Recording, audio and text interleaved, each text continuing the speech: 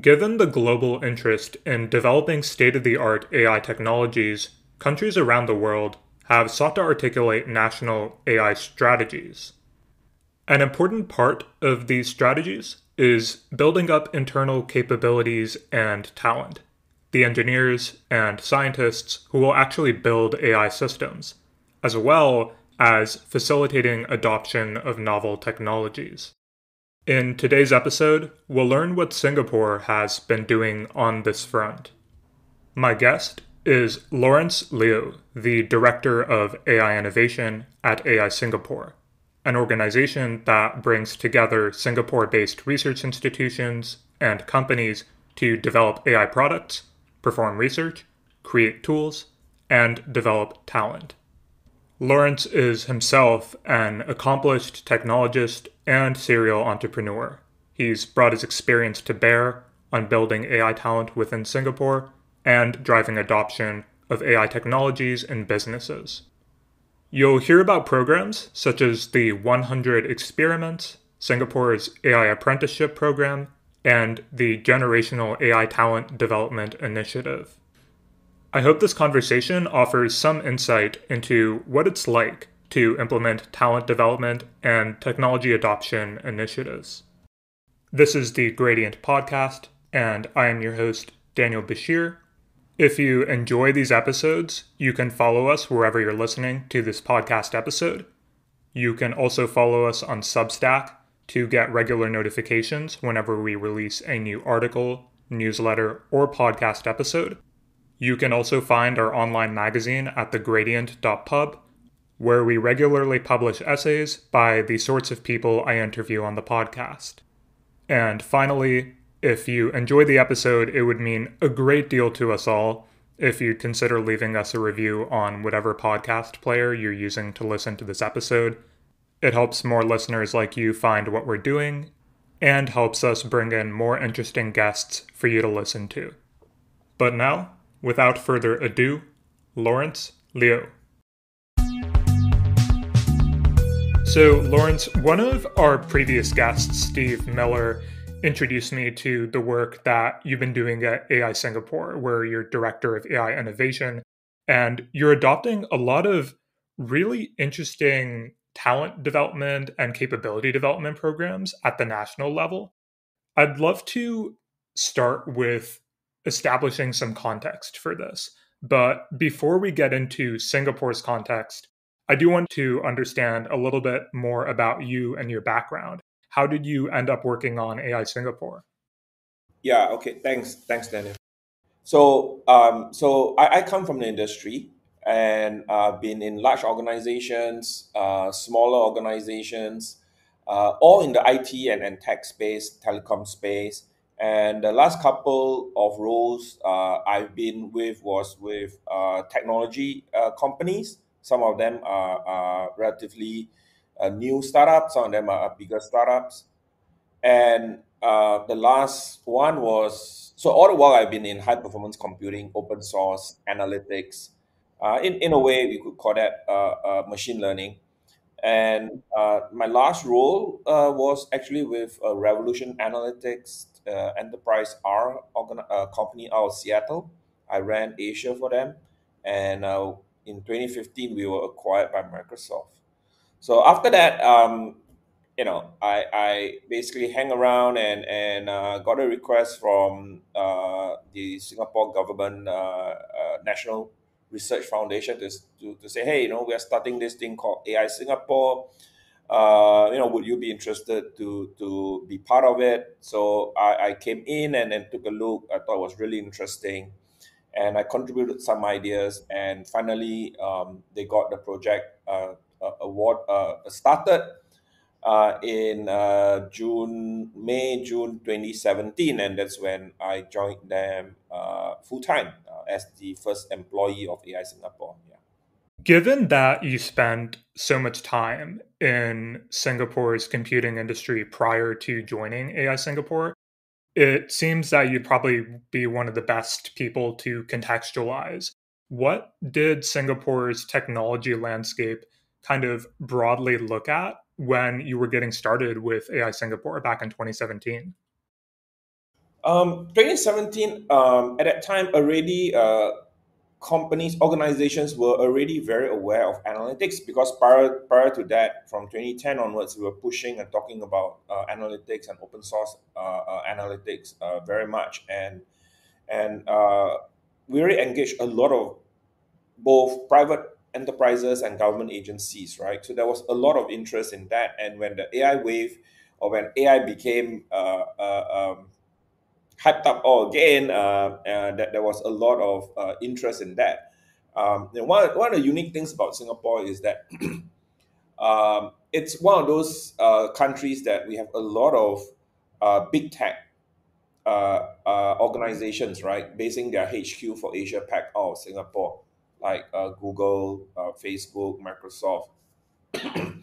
So there's actually a lot of technology companies here, and therefore it drives a lot of interest in the ecosystem, right, for people to take up tech jobs. So for the last, I guess, 20 years or so, right, tech wasn't seen as a sexy job to do.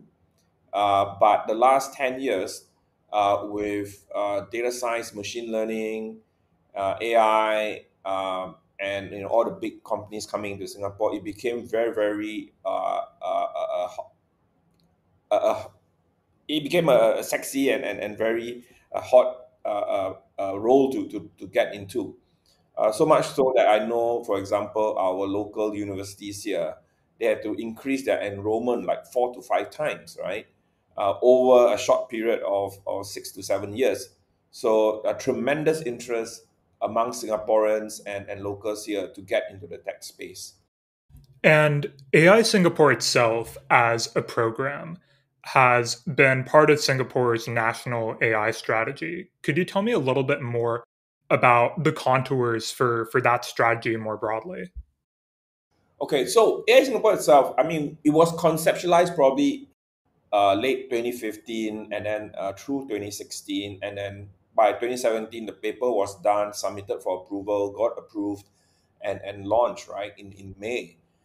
So I helped in some of that process. The Singapore National AI Strategy actually came much later, 2019. So by then, AI Singapore already was around for about 2 years.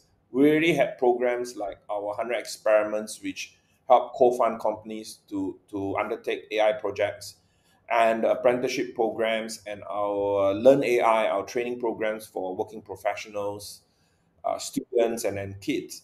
So by the time a lot of these programs was already in place, and I guess the government felt that okay, since there is really a demand for AI, not just from companies but also from the citizens, let's have a national AI strategy, and all of us came together, sort of created a strategy, and try to bring more focus and try to get more government agencies engaged into this whole AI wave. As you're saying, this really grew out of a demand, and I'm sure that as sort of heading AI Singapore and being with it from the beginning, you probably saw a lot of this firsthand. And so I'm curious for you how that maybe evolution looked. You mentioned that back in 2017, people were broadly aware of AI and analytics. And in a set of slides about AI Singapore recently, that cited a lot of statistics about pretty low business adoption of AI. So I think that a lot of what you've been doing with AI Singapore then is closing this gap, right? Between there are businesses out there who are aware of what AI can do and maybe they want to use it, but the adoption isn't there. And there can be many different reasons for this. But I'm curious how you think about that picture of the demand that you were seeing and Singapore kind of rising up to meet it. Yeah, so AI machine learning is something that is not something that any SMEs or government agencies can say, hey, I want to do, I want to adopt the technology. It's not just a piece of software, right? So adoption requires, if you want to bring AI into organizations and build an AI team, we require the talent, the budget, and so on. So it's not something that all organizations can do. So when we started trying to engage the ecosystem, after a while, we figured that there's actually four archetypes of doctors. We have the AI unaware, the AI aware, the AI ready, and the AI competent. So, this is actually what we call our AI readiness index, or ARI. So the AI unaware are the typical organizations, could be SMEs, could be departments in the larger organizations that have no idea or clue what AI is. And for these people, our goal is really to make them to move from AI unaware to aware, and that's usually through some form of very light non-mathematical training, right? Could be an hour, 2 hours, 3 hours session. What exactly is AI? Let them understand that AI is not here to displace you, or make you lose your job, but it's really going to augment your day-to-day tasks, right? To make you more efficient and more productive and so on. So that was something that we needed to do to get more people aware of AI. And once we got to that stage, then that's when we started getting a lot of companies coming to want to start their AI journey and build AI products or solutions for themselves or for their customers. So once companies are AI aware, and if, let's say, I can get 90% of our SMEs to move from unaware to aware, where they are just smart, savvy users of AI, then I think we have done our job for the SME. It is not reasonable to expect all the SMEs to become AI ready. It is not reasonable to expect SMEs to learn how to program in Python, or to even hire and build an AI team. It does not make sense. What it makes sense is for them to know how to use AI applications from ISVs, from AI solution providers, from the cloud, and so on, and just be very smart, savvy users of AI products and solutions. Now, so that probably will encompass 60-70% of our organizations in Singapore. And then for those who are AI ready, what we want to do is help them to actually build an AI team. And typically, this will be the startups or larger SMEs, right? Very tech savvy SMEs. And if we look at the evolution of a lot of SMEs, some of them have been around for 20, 30, 40 years. They are now the second generation or even the third generation of family members taking over the business. And they are younger, and they're more tech savvy, and we're getting a lot of traction with this group of SMEs, where the younger generation say, hey, I want to digitize my father's business and move it into using AI and so on. So these are the type of organizations we are working with. Obviously, we are also working with some of the larger enterprises and MNCs and government agencies that have always been big and always had a big IT team, have been doing data warehouse, business intelligence for the longest years, but now they want to move into machine learning and AI. So for them, I mean, we have programs like our 100 experiments and so on that will help them actually build the capabilities. So one of the things that we feel that fundamentally the education system needs to change in how we train or reskill or plus skill professionals to move into the AI and machine learning workforce is that a lot of training today is focused on studying the theory and then working on some very toy projects. Even if it's an internship model, the problem given to you is something that the company is well, this is not critical enough. I can let external intern to do it, because even if it fails, it doesn't matter. In the way we approach this is, no, I want to put the people that we are training, we call them apprentices, to real world problems. Now, where do we get these real world problems? This would be the 100 experiments, these problem statements that come from the companies, right? They want to do, they have a business problem that they want to solve with AI. And we actually so-called test them, right? Hey, it's not free. We are not going to do this for you for free, or we are not going to provide you so-called cheap labor, cheap interns. It could go cost you 180K. AI Singapore, I'm going to put in 180K. You have to put in 180K. And then we'll combine all our funds to actually build a AI team that will actually work on your problem statement for full time for 7 months. So in this team, we'll put in our AI engineers, we'll put in the apprentices, 3 to 6 of them. They are supported by a full-time project manager, supported by a full-fledged ML ops team. So a real AI engine team that can actually deliver MVP in 7 months. And these engineers, these apprentices, unlike typical internships where people are working part-time and so on and studying, this full-time Mondays to Fridays, 9 to 6. The apprentices typically they have to quit their jobs so that they can focus on really deep skilling. But to help them deal with day-to-day cost of living, we actually give them a stipend of between 3.5 to 5.5 thousand Singapore dollars per month. So it's not a cheap program; it's an expensive program to reskill, deepen the skill, or plus skill Singaporean. The other thing that we one of the reasons why the 100E and apprenticeship program is so successful is that we only look for very passionate people to join the apprenticeship. We test people who apply for the program, and we don't test them for computer science skills because to be a good data scientist, ML, or AI engineer, you don't necessarily need to have a computer science background. You need to have a love for data. You need to be very passionate about it that you actually can learn things very quickly on your own.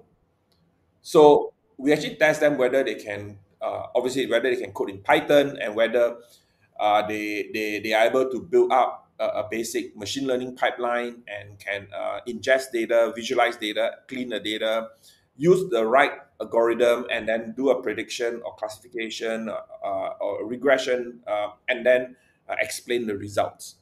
Those are the skills that we test for. And you'll be surprised, we only have about 20% computer software engineers that come into the program. The rest, 30 over percent are engineers. And another 20 over percent comes from the sciences. That means someone who studied biology, physics, chemistry. And then the rest will be people who have studied business, banking, psychology. We even had a medical doctor that applied. So very varied, right? And because of the way we actually form this apprentice cohort, it's there's a lot of domain expertise in each cohort because a lot of them would have worked for a couple of years, some of them 10, 15 years. And they bring their experience into solving some of these problem statements that we get from companies. And unlike internships where the students are detached from the university or from the institute and then placed into the organizations. The internship model was developed more to let students experience what working life is like. But for our apprentices, like I mentioned, most of them have already worked a couple of years, some 10, 15, 20 years. They know what working life is like. They don't need to experience that. So what we do is we actually hothouse them within AI Singapore for the whole 9 months. They'll get in, they'll go through another 2 months of deep skilling where we level out everyone's knowledge of not just AI, but ML ops. So imagine, right, you have an accountant or lawyer who could analyze data with Python and so on. All of a sudden say, hey, what is this thing called Docker?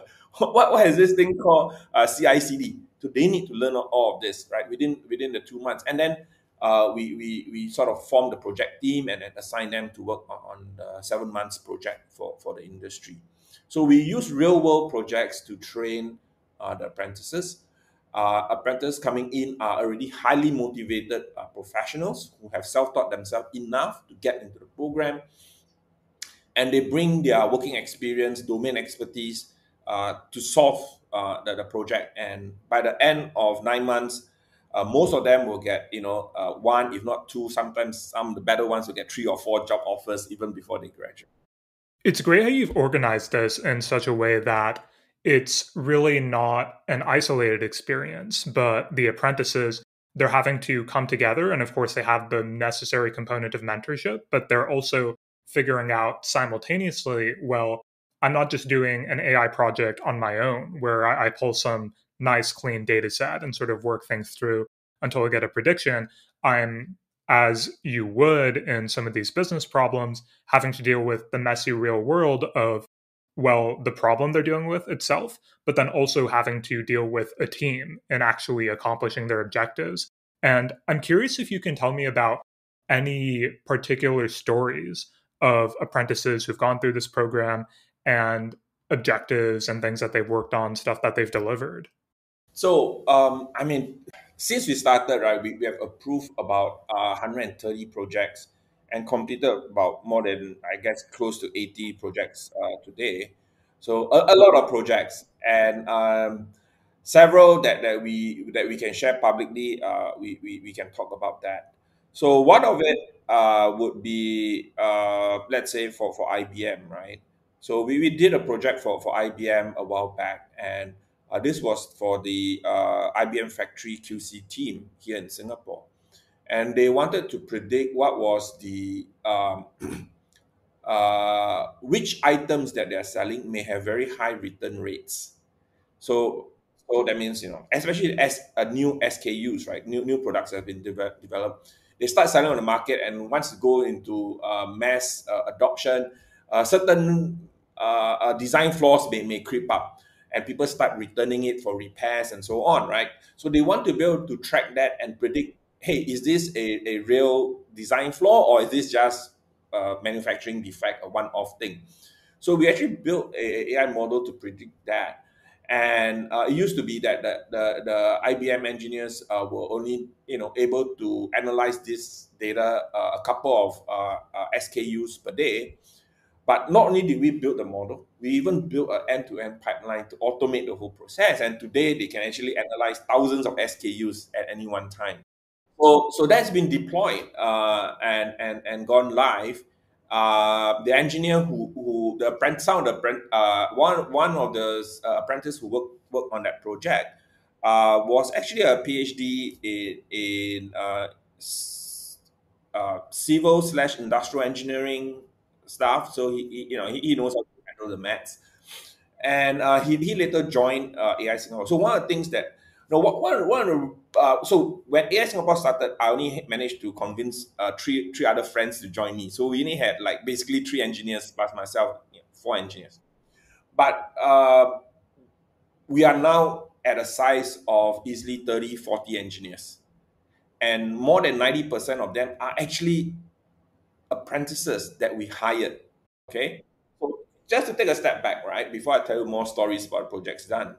In 2017, I already know I'm supposed to do 100 of these AI projects. And therefore, we went out and tried to hire engineers. You have to remember, in Singapore, we have Google, we have Microsoft, we have Meta, and other AI companies, right?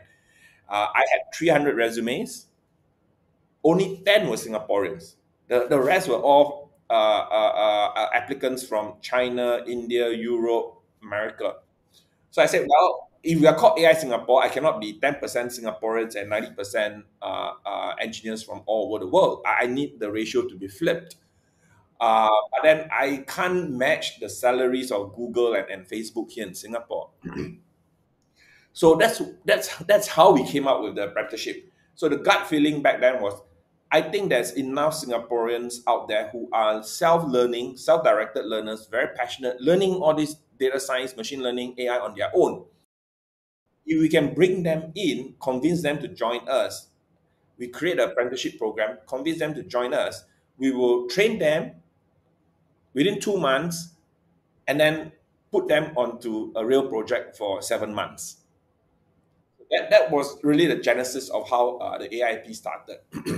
And the gut feel turned out to be right. So there's actually a lot of people, a lot of Singaporeans, always upgrading, always learning. And we managed to find this. And today, our typical cohort size is anywhere from 25 to 35 on average. We take about 3 batches a year. So from all these batches, we identified those who are keen to join us, and then we make them an offer, and then they join AI Singapore, and that's how we slowly grew our team to 30, 40 engineers today. So over time, we have trained like nearly 300 over engineers already.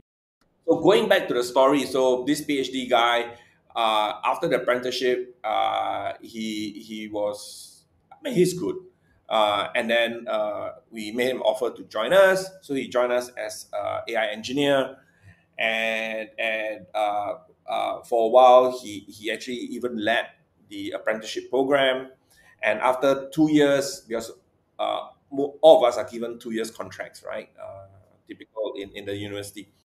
He left, and he joined an MNC and is now one of the lead data scientists in that organization. So that's just one example. Another very interesting example is a dental chain that we have, Q&M. They wanted to automate some processes. So when you go and see a dentist, one of the things that they will do, especially if you're a new customer, is they have to do a dental chart. They'll do an X-ray of your teeth, right? And in Singapore, it's a requirement now that all these dental charts must be done, and where are all the problems in your tooth and gums needs to be indicated on the chart.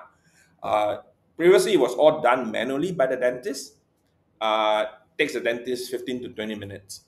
So they came to us and say, hey, can we use AI, computer vision, to automatically detect what is the problem?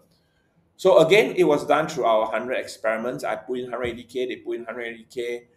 We had like 3 apprentices assigned to that project together with 1 AI engineer. And within 7 months, we actually built that system up for them. And they were so happy with that, they actually made an offer to hire all 3 apprentices. They only managed to convince 2 of them to join them, and they joined. So I think about a year ago, they managed to get the local Singapore government approval, because dentist is medical, right? So you have to go through a lot of regulations approval. They got it approved, and now it's rolled out through their about 150 dental clinics in Singapore and the region. And one of the practice I know is still with them. One has left, and they are continually improving. And they have just come back to us for another set of features that they want to do, and we're happy to help them with that. So it sounds like you've achieved a lot of different successes here with the AI apprenticeship program for trained professionals.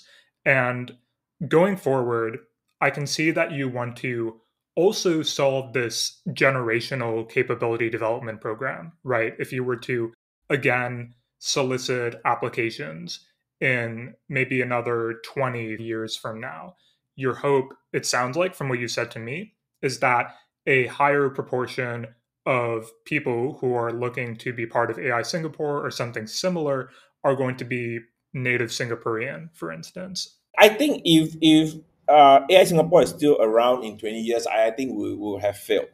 Today, we have the apprenticeship because there is a group of professionals that did not get to do data AI machine learning in the university, right? So this would be people who have graduated, let's say, last did not, at least 10 years ago. And this is actually a very big group that we want to make sure that they can get into the AI workforce.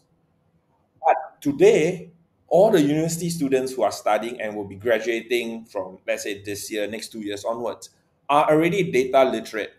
Going through an AI course is like a requirement for all university students, whether you are studying nursing, whether you are whatever business, you have to do data literacy, you have to do machine learning and AI, at least understand what they are. I mean, you may not be programming Python, but they need to know that. So I think moving forward, if I look forward the next 10 years, we will have a new generation of professionals coming into the workforce that are really data literate. They do not really need the apprenticeship program like what Singapore has, right? And we will continue to evolve, right? We'll move up the value chain and so on. So in terms of generational learning, that's why back in 2018, 2019, we even created like AI for students, AI for kids. And I was just looking forward. And hey, my apprenticeship program today, I'm only getting, let's say, 400 Singaporeans to apply. How do I make sure I maintain this pipeline? So I want to make sure that as kids are going through schools, right, they become data literate and so on. And for some of those who did not get a chance to do AI as undergrad studies, and later on they decide to want to pivot to become an AI engineer, then the apprenticeship program is there for them. So we made sure that there were programs targeting the K-12, the high schools, the university students, working professionals. But like I say, in the next 10, 15 years, I think most students graduating would already have those skills in place. Uh, Maybe there will have to be a modified version of AIP to really, someone, yes, they may be data literate, maybe AI, machine learning literate, but for whatever reasons did not choose to study AI as in the computing school or engineering school, and decide later that, hey, I really, really want to go in, then a program like AIP will make sense. Uh, but I think 15, 20 years, uh, my hope is that AIP is not required. Then as a nation, I think our whole education system would be successful in transforming everyone to be AI literate. That does sound like a really good measure of success here. That something like what you're doing where it's almost a kind of patching, right? As you said, there are a lot of people out there who are already in the professional world and maybe they are data literate, maybe they don't even have that and kind of have to skill up on their own to get to that point. And so you have a lot of people who maybe are data literate or just aren't and have to self skill to get to that point. And so that is really a problem you want to solve at this foundational level and get earlier and earlier. So creating these AI for kids programs, as you talked about. Thinking about this all at maybe a little bit of a higher level, we've spoken about all of these different things that AI Singapore is doing to bring business value, to upskill the local population, and how this kind of fits in with a national strategy for Singapore that was really driven by the demand that you're seeing. I want to understand your perspectives a little bit on Singapore's place, perhaps, within the global AI ecosystem. In the United States, we talk a lot about our talent development, our universities, our education in AI, and how that pertains to the US's place within all of the countries that are developing AI systems right now. And so I'm curious where you see Singapore within that ecosystem and how you think about AI Singapore and Singapore's national strategy, perhaps in those terms. Well, I mean, I can only speak from a AI Singapore perspective. The national strategy is driven by a different agency, but where I see, and I mean, there was a report by the Tortoise Group recently, where they ranked. I think US was number one in the AI arms race, followed by China. Singapore was actually ranked 10 in 2020, I think, or 2021. But 2023, we're actually ranked number three. So they based on various metrics, right, like investment into AI and so on. Now, AI is not new to Singapore. When I graduated as an engineer, mechanical engineer, right, I was really interested in AI, and I actually went for a postgraduate studies in AI in Singapore, and that was like in 1993, 94, and I wasn't the first batch. The program has been running for the last 5 years. I was batch number five.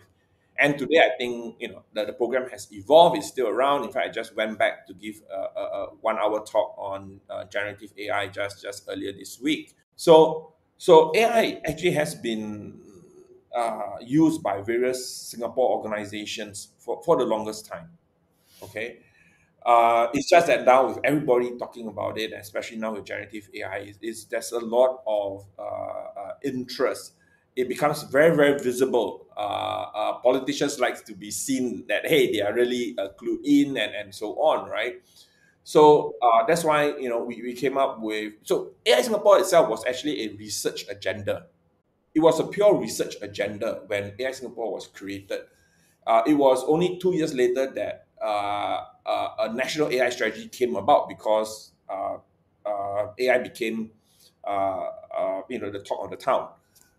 Uh, and where I see Singapore vis-a-vis the United States or EU or even China, Singapore, I think today is very well positioned.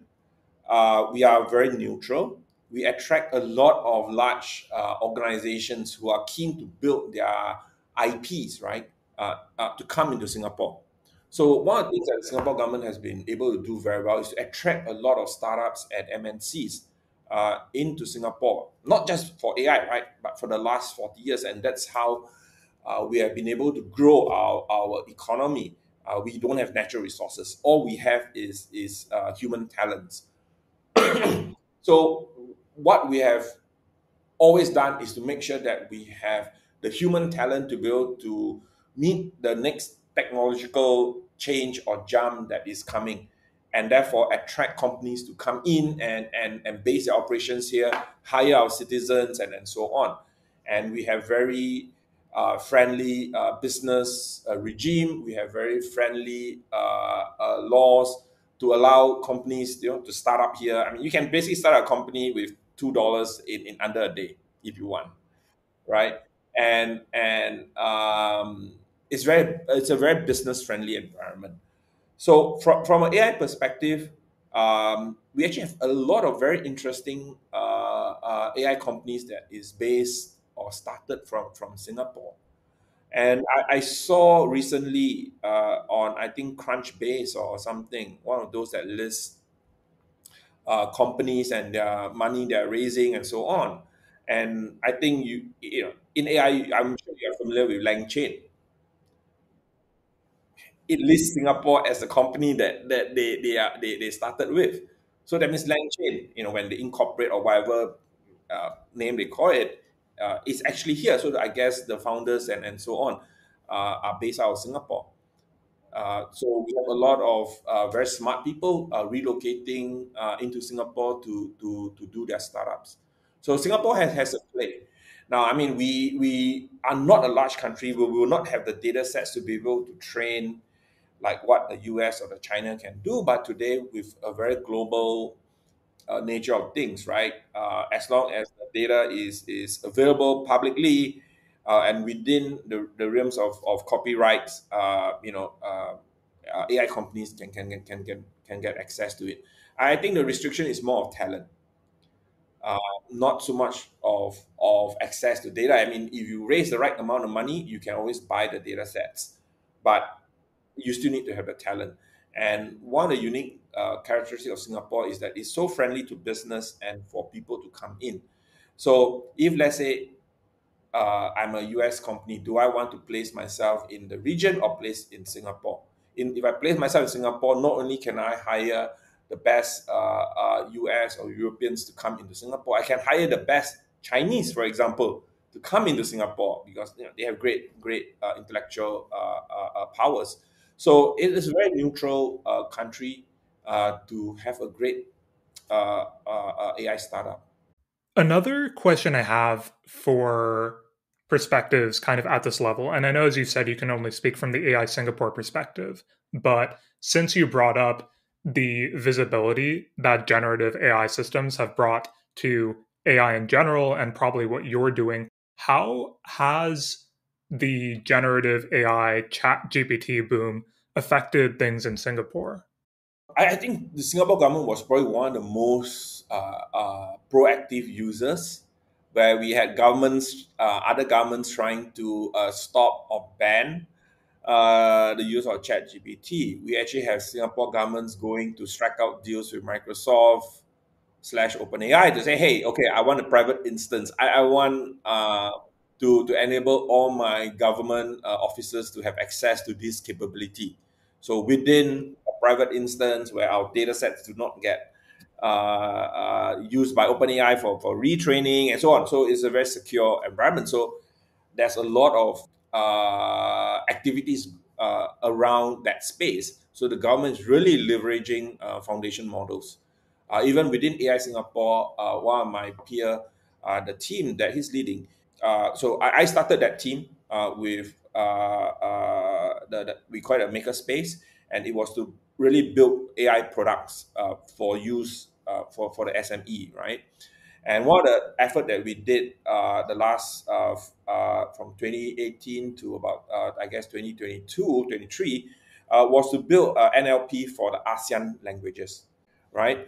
And and then when LM came on board, we hired someone who could focus on this team full time, and then now the team is building a LM for the ASEAN languages.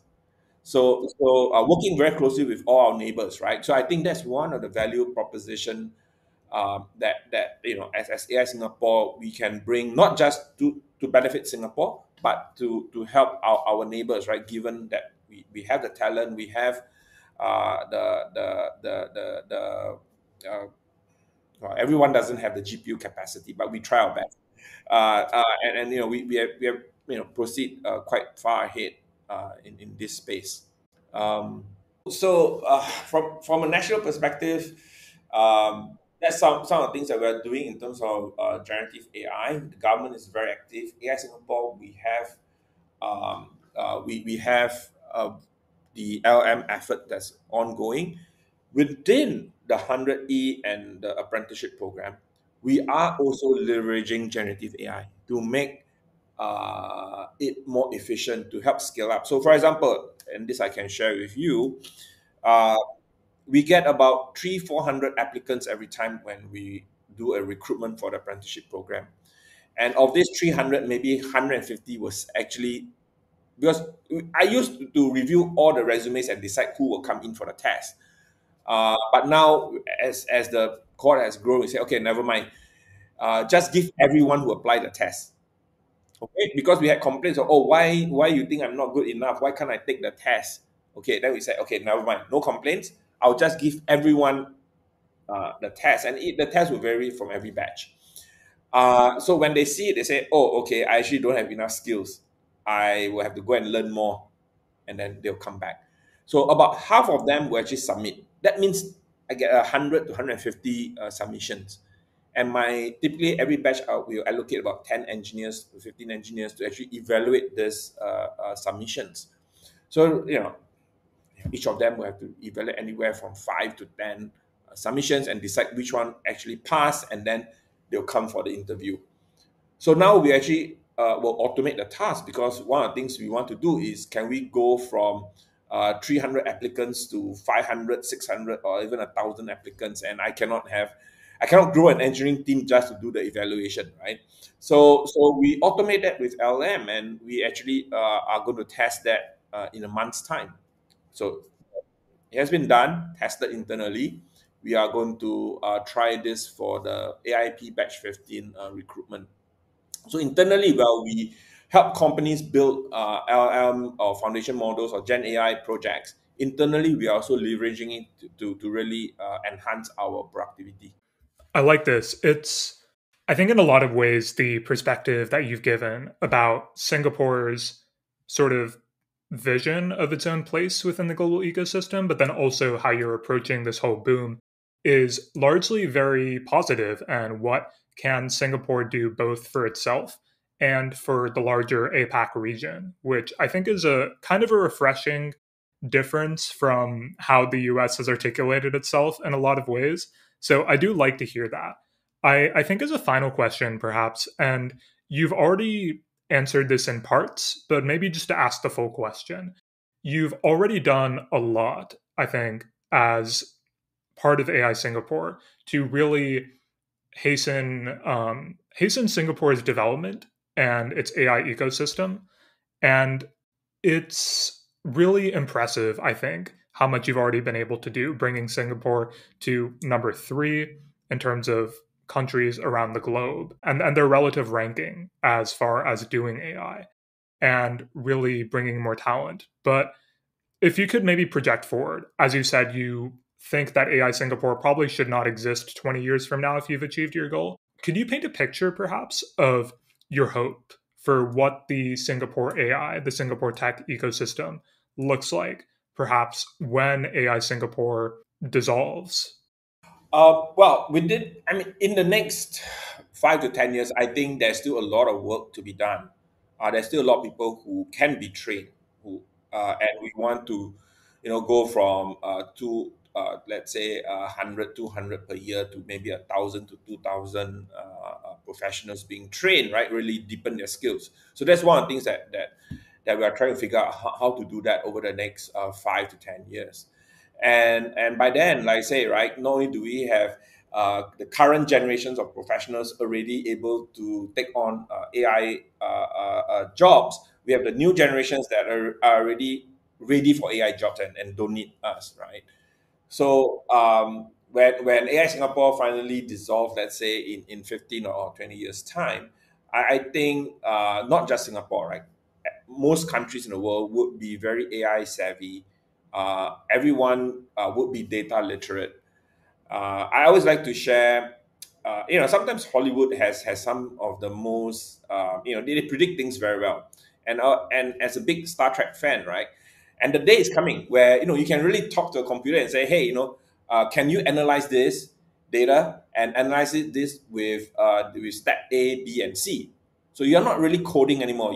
But you still have to understand the fundamentals. You still need to tell the computer what you want, but you are interacting with it and saying, let's do it this way, and you do the computation for me, and then it comes back. I think that will happen. Well, not the next 3 years, but probably within the next 5 to 10 years.